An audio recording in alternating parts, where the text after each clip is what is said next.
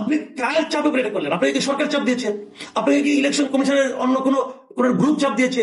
আপনাকে কোনো political party চাপ দিয়েছে? কে চাপ দিয়েছে আপনাকে? কার চাপে আপনি নতজানু হলেন?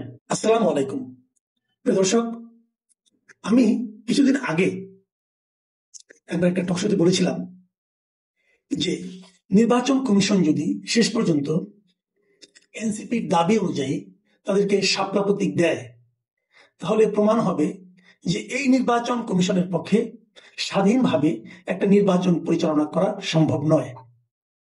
এবং আমার এই কথার উপর ভিত্তি করে বেশ কয়েকটা নিউজ ফটো কার্ড বিভিন্ন মিডিয়া প্রকাশ করেছিল এবং আমি মোটামুটি একটু বিতর্কের মুখে পড়েছিলাম যে এত দ্রুত আমি কেন সিদ্ধান্ত নিচ্ছি, তারা পারবে না, আর এনসিপি কে শাপলা দিলে সমস্যাটা কোথায়? দেখুন, আমি বলি, এনসিপি কে শাপলা দিল নাকি আপনার আমাদের জাতীয় অন্য কোনো প্রতীক দিল, এটা নিয়ে ভাই আমার কোনো মাথা ব্যথা নাই। কে শাপলা পেলো, কেউ নৌকা পেলো, কে ধানের শীষ পেলো, এটা নিয়ে আমার কোনো মাথা ব্যথা নাই। যার যার দলের যার যার প্রতীক সেটা তারা পাবে। যদি আইনের মধ্যে থাকে তাহলে তাকে নির্বাচন কমিশন সেটা দিবে, এটা নিয়ে আমার কোনো আপত্তি নাই।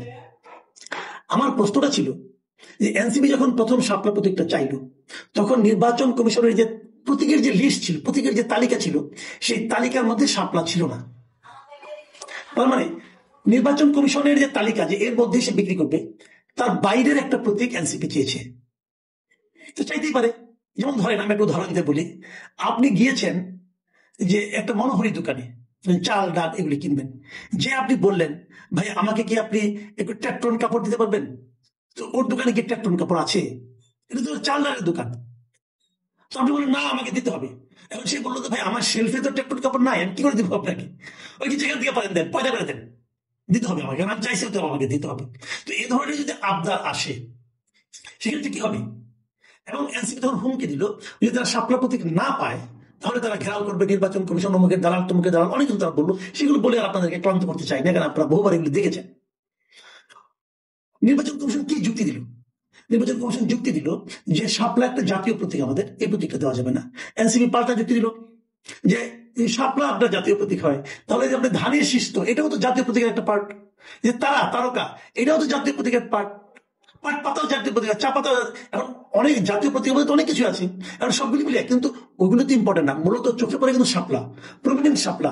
ওই যে আপনার ধানের শীষ বলেন, পাট পাতা বলেন, চারটা তারকা বলেন, সবগুলো একত্রে যোগ করলেও তো শাপলার সমান আয়তন দখল করবে না, সেটা সবাই জানে। তারপরও যুক্তি পাল্টা যুক্তি চলতে থাকলো। ভাই যুক্তি তো একটা, যে আমার তালিকায় নাই, আপনি পাবেন না, আলোচনা শেষ। এত যুক্তি দিচ্ছেন কেন? নির্বাচন কমিশন যতই যুক্তি দিচ্ছে, ততই আরেকটা যুক্তি, আরেকটা তর্কের ফাঁদে তারা আটকা পড়ছে।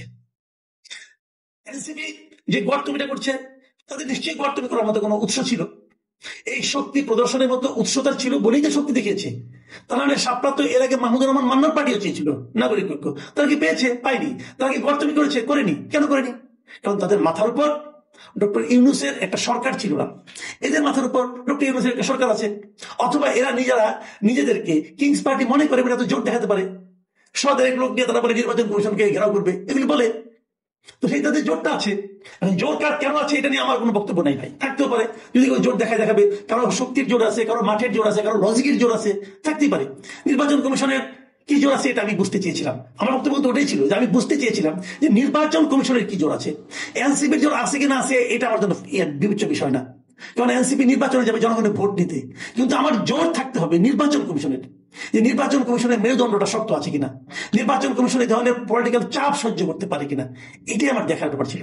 এবং সেইটা দেখতে যে আমি বলেছিলাম যে যদি তারা দেয়, যদি তারা নতজানু হয়, যদি তারা এই দাবির কাছে নিজেদের যে তালিকা, নিজেদের যে আইন, সেটাকে চেঞ্জ করতে হয়, চেঞ্জ করে অথবা আইন লঙ্ঘন করে, তাহলে বুঝতে হবে যে এই নির্বাচন কমিশন দিয়ে আর যাই হোক একটা অবাধ ও সুষ্ঠু নির্বাচন হওয়া সম্ভব না। কারণ নির্বাচনের সময় সবগুলি পার্টি কিন্তু যার যার মতো করে সর্বোচ্চ চাপ প্রয়োগ করবে নির্বাচনের ফলটাকে নিজের দিকে নিয়ে আসার জন্য। একটা ছোট দল, তার চাপই আপনি যদি সহ্য করতে না পারেন, এতগুলি দলের চাপ আপনি কিভাবে সহ্য করবেন? পারবেন না। আচ্ছা, আমরা ওই আলোচনায় আসতেছি একটু পরে। এই এতগুলি কথা এখন বললাম কেন? বললাম এই কারণে যে আজকে বৃহস্পতিবার 30শে নভেম্বর, আজকে নির্বাচন কমিশন তার নির্বাচনী প্রতীকের যে তালিকা সেটা একটু পরিবর্তন করেছে, এবং সেখানে পরিবর্তন করে নতুন তালিকায় তারা শাপলা কলিকে অন্তর্ভুক্ত করেছে। শাপলা কলি আর শাপলা কিন্তু পার্থক্য আছে, একটা শাপলা কলি, একটা শাপলা। তো শাপলাটা রেখেছে, কিন্তু শাপলা কলি হিসেবে রেখেছে। এখন বলা হচ্ছে যে এটা কেন হঠাৎ করে এটা তারা কেন করলো। এটা বলা হচ্ছে এই কারণে যে একসময় নাকি এই শাপলা করে প্রস্তাবটা আসলে এসেছিল যে গণ অধিকার পরিষদ যেটা আছে তার যিনি মহাসচিব আছেন রাশেদ খান, তিনি বলেছিলেন যখন নাকি শাপলা নিয়ে খুব একটা আন্দোলন চলছিল যে এনসিপি শাপলা ছাড়া নির্বাচন করবে না, নির্বাচন কমিশনার শাপলা দেবে না, তখন রাশেদ খান মাঝামাঝি জায়গায় দাঁড়িয়ে পড়েছিলেন যে বরং এনসিপিকে আপনারা শাপলা কলি দেন। ওকে, এটা একটা ভালো সমাধান, আমি মনে করি উনি এখানে মানে মধ্যস্থতাকারী হিসেবে খুব ভালো। এখন নির্বাচন কমিশন তার তালিকার মধ্যে শাপলা কলি ঢুকিয়েছে এবং এখন তাহলে এনসিপি ছিল শাপলা কলি নিতে পারে। দেখুন নির্বাচন কমিশন কি বলেছে সেটা আমি আপনাদেরকে একটু পড়ে শোনাই। নির্বাচন কমিশন বলেছে যে আমাদের প্রতীকের তালিকা নিয়ে অনেক সমালোচনা ছিল, তাই আগের তালিকা থেকে 16টি প্রতীক বাদ দিয়ে 119টি প্রতীক সংরক্ষণ করা হয়েছে। এগুলো মানে দেখাচ্ছে যে 19টা প্রতীক বাদ দিয়েছে, 16টা প্রতীক বাদ দিয়েছে, দিয়ে এখন 119টা রাখছে এবং সেখানে শাপলা কলি নতুন ভাবে ঢুকিয়েছে। এবং তারপর তারা বলছেন যে ইসি মনে করেছে শাপলা কলি রাখা যেতে পারে, এটা কারো দাবির পরিপ্রেক্ষিতে করার বিষয় নয়।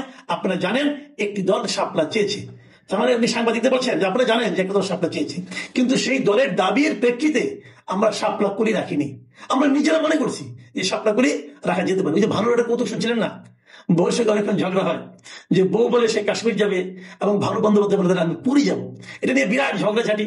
এরপর যে বউ জিনিসপত্র ভাঙা শুরু করে তখন ভালো বলে ঠিক আছে আমি যাব, কিন্তু তোমার ইচ্ছায় যাব না, আমি নিজের ইচ্ছাই কাশ্মীর যাব।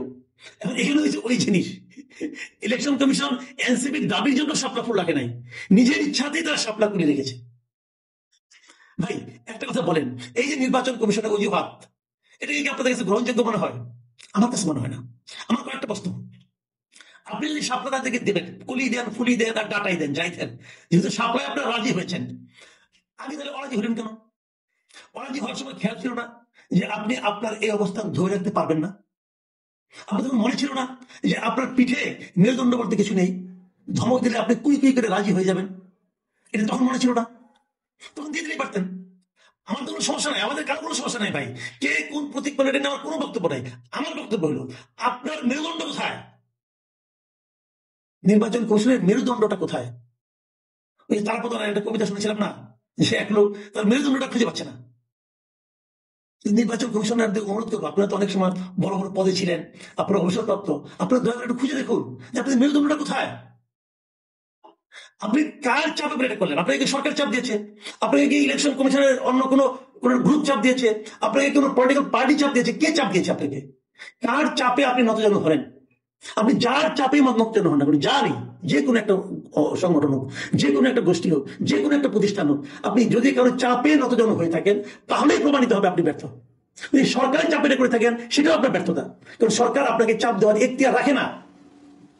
ডক্টর ইউনূস যেভাবে রাষ্ট্রপতির কাছে শপথ করে প্রধান উপদেষ্টার দায়িত্ব নিয়েছেন, প্রধান নির্বাচন কমিশন যিনি আছেন তিনিও শপথ করে দায়িত্ব নিয়েছেন। আপনার চাকরি কেউ খেতে পারবে না, তাহলে আপনি কেন এমনটা করলেন? কেন বোঝান আমাকে। যদি আপনি করবেন তাহলে আগে কেন বললেন যে আমি করবো না? তার মানে আপনি ঠেলায় করে করেছেন। আপনি যদি এনসিপির মধ্যে একটা দলের ঠেলা সহ্য করতে না পারেন তাহলে নির্বাচনের সামনে সবার ছাড়া কেউ সহ্য করবেন? প্রিয় দর্শক, আমি বলেছিলাম যে শাপলা যদি তারা দেয় তাহলে প্রমাণ হবে তারা ভালো নির্বাচন করতে পারবে না। ওনারা হয়তো বলবেন ভাই ঠিক আছে আমি তো শাপলা দেই নাই, আমি তো শাপলা কলি দিছি। কি ফানি ব্যাপার ভাবে দেখো, আমি শাপলা কলি দিছি। তো এইগুলি হলো যেন খোরা অজুহাত। আপনারা আপনাদের প্রতীকের তালিকা পর্যন্ত চেঞ্জ করেছেন একটা দলের চাপের কারণে। যদি আপনি বলেন আমি নিজের ইচ্ছা দিয়ে দিয়েছি, ওই ভানু বন্দ্যোপাধ্যায়ের মতো, তো ভানু বন্দ্যোপাধ্যায়ের কৌতুক শুনে ওটা শুনে যারা শুনেছিল আর কি, তখন তার ভিডিও হতো না অডিও, সেই অডিও কত যারা শুনেছি দর্শকরা কিন্তু সিরিয়াসলি ভানু বন্দ্যোপাধ্যায়ের সঙ্গে একমত হয়নি, বরং তারা হেসেছে, ভানু বন্দ্যোপাধ্যায়ের অসহায়ত্ব দেখে হেসেছে।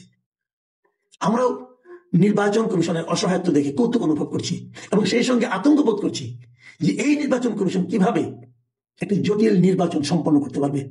আমার তো মনে হয় না। প্রিয় দর্শক, এখানে পর্যন্তই। আল্লাহ হাফিজ।